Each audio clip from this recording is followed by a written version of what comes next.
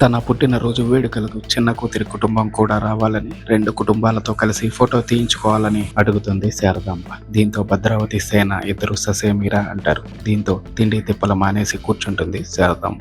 ఇదంతా గత ఎపిసోడ్ లో ముచ్చటగా ఈ రోజు రాత్రి జరగబోయే ఎపిసోడ్ లో ఏం జరిగిందంటే, భద్రావతి సేన ఇద్దరు భోజనం చేయడానికి వస్తారు. రేవతి అమ్మను పిలవలేదా అంటుంది. భద్రావతి రావడంతోనే పిలిచాను వదిన, కానీ తినరంట అంటుంది రేవతి. దీంతో భద్రావతి సేన ఒకరి ముఖాలు ఒకరు చూసుకుని తల్లి దగ్గరికి వెళ్తారు. రామ్మ అన్నం తిందాం అంటాడు సేన. నేను తిననని రేవతితో చెప్పాను కదా అంటుంది. ఏంటమ్మా ఎమోషనల్ బ్లాక్మెయిల్ చేస్తున్నావా అంటాడు సేన కోపంగా. నేను తిననని చెప్పాను కదా, ఇందులో ఎమోషనల్ బ్లాక్మెయిల్ ఏముంది అంటుంది శారదాంబ. నీ పుట్టినరోజుకి నీ చిన్న కూతుర్ని పిలవమని అడిగావు. ఆ కూలోడి కుటుంబాన్ని పిలిచే ప్రసక్తే లేదని చెప్పాము. అప్పటి నుంచి నువ్వు తిండి తిప్పల మానేసి కూర్చున్నావు. మన ఇంట్లో పన్నుడితో లేచిపోయిన దానిని నువ్వు తిరిగి ఇంట్లోకి తీసుకురావాలని అనుకుంటున్నావు. అందుకు నీ పుట్టినరోజుని షాకుగా వాడుకుంటున్నావు. మరి దీన్ని ఎమోషనల్ బ్లాక్మెయిల్ చేయగా ఏమంటారు అంటాడు సేన కోపంగా. సేన బుద్ధుందా నీకు అసలు? అమ్మతో ఎలాగైనా మాట్లాడేది, అమ్మ మీద కోప్పడతావేంట్రా బుద్ధి లేకుండా అంటుంది భద్రావతి. మరి లేకపోతే ఏంటక్క, ఆవిడ ఇక్కడ ఉన్నా సరే ప్రాణం మాత్రం చిన్న కూతురి దగ్గరే ఉంది. మనం ఎప్పుడో బంధం తెంచుకున్న దాని మీద ఈవిడ మాత్రం ఇంకా ఇంకా ప్రేమ పెంచుకుంటూనే ఉంది. మనం పరువు తీసిన దానికోసం ప్రాకులాడుతుంది. ఏదో ఒక విధంగా ఆ కూలోడి కుటుంబాన్ని మన ఇంట్లోకి అడుగు పెట్టించాలని చూస్తుంది. అందుకోసం రెండు కుటుంబాలతో ఫోటో కావాలని బ్లాక్మెయిల్ చేస్తుంది అంటాడు సేన కోపంగా. సేన నువ్వు ఆగు అమ్మా, మాకు ఉన్న పెద్ద దిక్కు నువ్వే.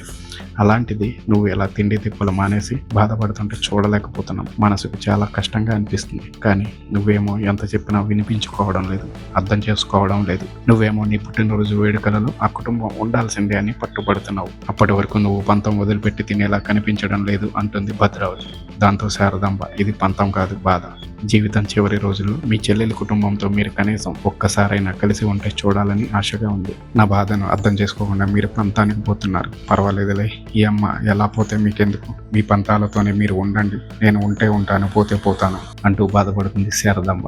అమ్మ నువ్వు అలా బాధపడుతుంటే మనసుకు భరించలేనంత బాధగా ఉందమ్మా. నువ్వు ఇలాగే ఉంటే నీకు ఏమవుతుందని అంతకంటే ఎక్కువ బాధగా ఉంది. ఏం చేయాలో అర్థం కావడం లేదు.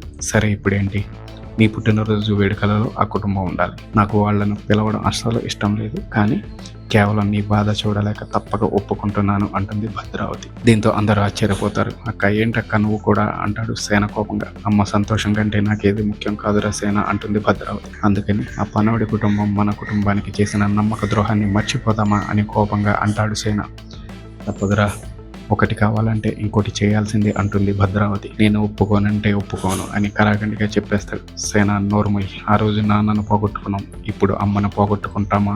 అమ్మ నువ్వు ఆశపడినట్లే నీ పుట్టినరోజు వేడుకల్లో ఆ కుటుంబం ఉంటుంది. నువ్వు కోరుకున్నట్లే రెండు కుటుంబాలు గ్రూప్ ఫోటో దిగుదాం అంటుంది భద్రావతి. కాకపోతే వాళ్ళు మన ఇంటికి రాకుండా మనమే వాళ్ళ ఇంటికి వెళ్దాం. నీ కూతురి ఇంట్లో నీ పుట్టినరోజు వేడుకలను ఘనంగా చేద్దాం. సంతోషమా అంటుంది భద్రావతి. దీంతో మురిసిపోతుంది శారదాంబ. ఎక్కడైతే ఏముంది, మన రెండు కుటుంబాలు కలవడం ముఖ్యం. అమ్మ భద్రావతి, నువ్వు ఎంత తేలిగ్గా ఒప్పుకుంటావని అనుకోలేదమ్మా అంటుంది శారదాంబ.